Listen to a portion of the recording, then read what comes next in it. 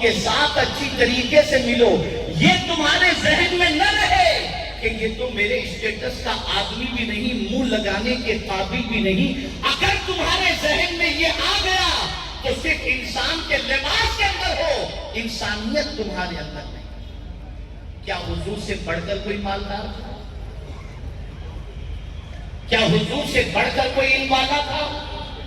اگر آج آپ کے پاس کوئی بڑی کار آ جائے اور آپ گھمنڈ میں آ جائیں تو میں پوچھتا ہوں, حضور نے جیسی سواری استعمال کی, کیا آپ میں سے کوئی ہے اس سواری کے استعمال کرنے والا؟ سرکار نے تو براق استعمال فرمائی.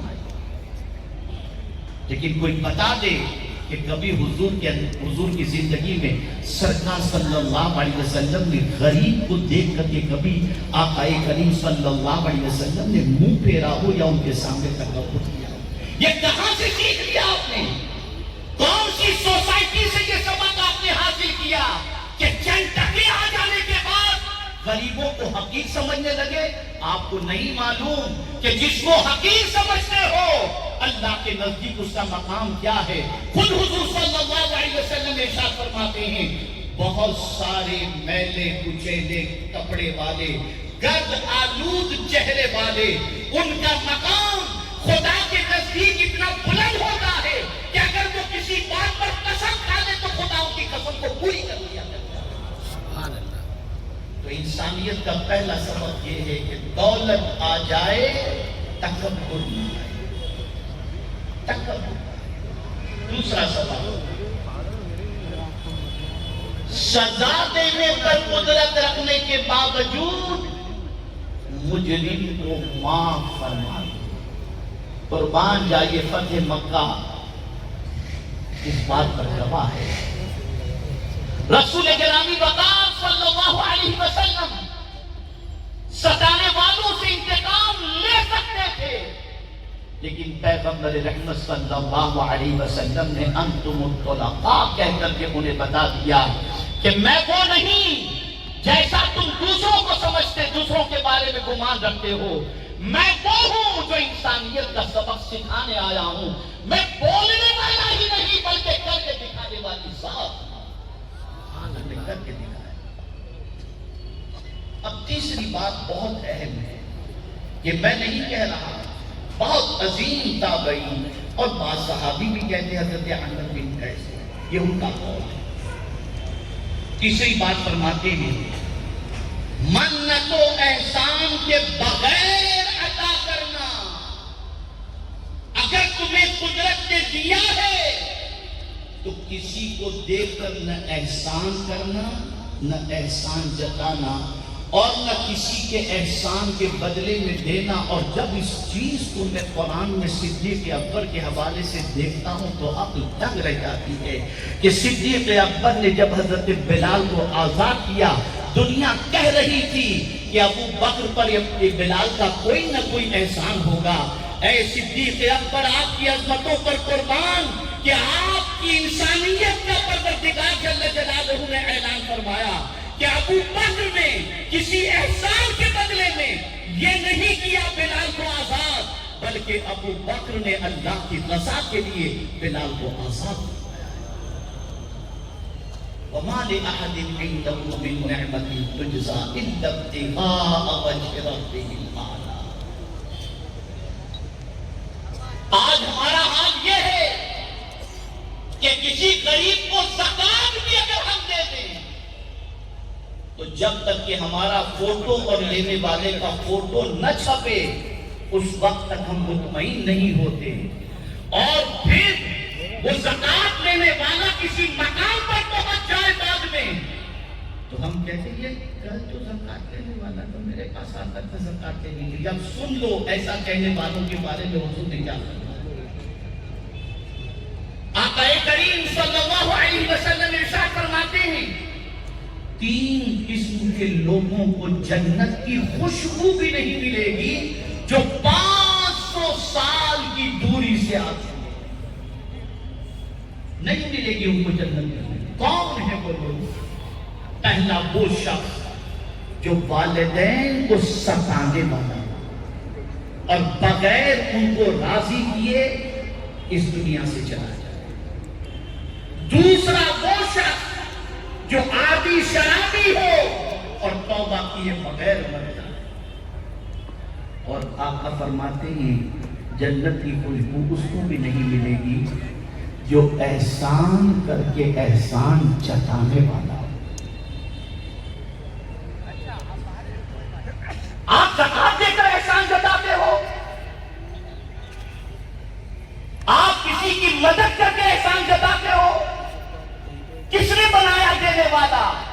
اس پروردگار نے. ہونا تو یہ چاہیے کہ دے کر لینے والے کا شکریہ ادا کرو کہ تو نے قبول کر کے مجھے ثواب کمانے کا موقع عطا. میرے پیارے آقا صلی اللہ تعالی علیہ وسلم کے پیارے دیوانوں اور عرفاء کا قول میں آپ کو بتا دوں کہ انسانیت کیا ہے.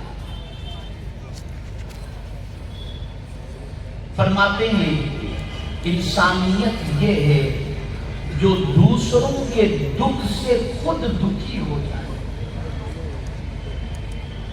کسی کو دکھ میں دیکھے تو خود دکھی ہو جائے. اس کو میں نے اپنے لفظوں میں یوں عرض کیا ہے, اگر کسی کا غم تمہاری آنکھوں کو نم کر دے, یہ انسانیت ہے. آج کی پوزیشن یہ ہے دکھ میں دیکھ کر خوش ہوتے ہیں. ایسا ہونا ہی تھا یار, اس وقت اب مت پتہ چلے گا, اب مزہ آئے گا, دیکھو اب کیا ہوگا. لا حول ولا قوت الا باللہ العلی.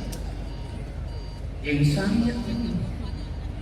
انسانیت یہ ہے کہ کسی کو دکھ میں دیکھ کر کے خود دکھی ہو.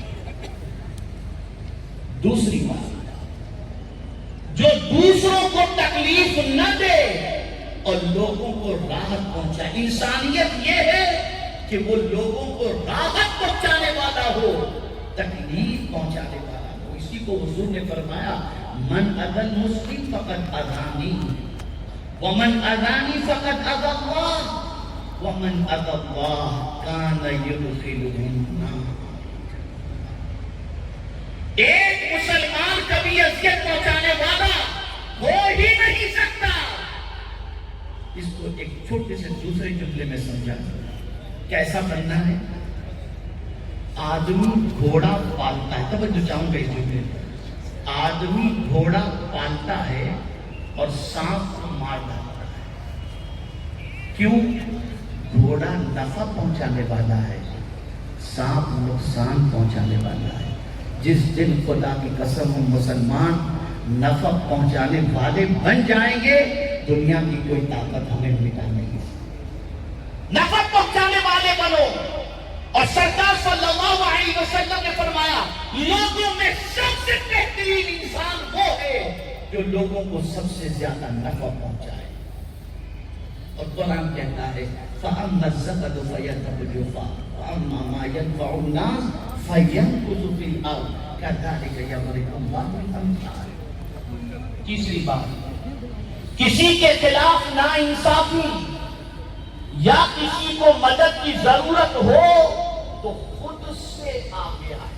توجہ چاہیے, بلانے کا انتظار نہ کرے, خود سے آگے آئے.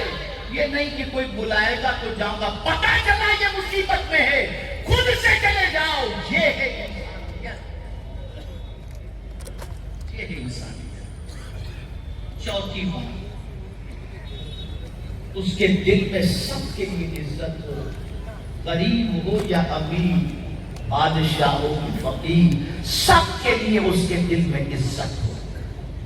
وہ ہر ایک کا احترام کرے.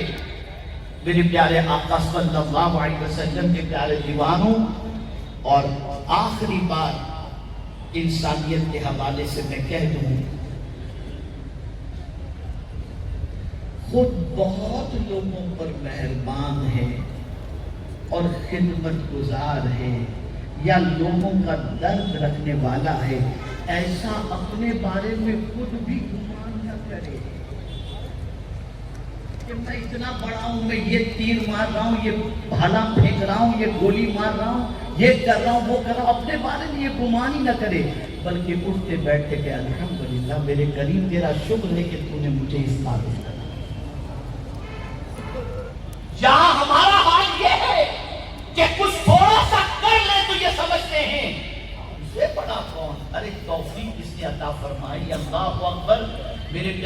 آقا صلی اللہ علیہ وسلم کے پیارے دیوانوں، حضرت ایوب علیہ الصلوۃ والتسلیم کا واقعہ مجھے یاد آ رہا ہے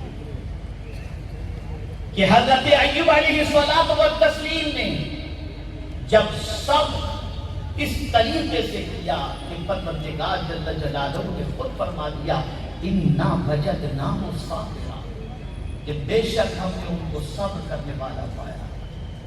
تو اب ظاہر سی بات ہے، خدا جب تعریف کرے اپنے بندے کی تو بندے کا مچلنا تو ضروری ہے۔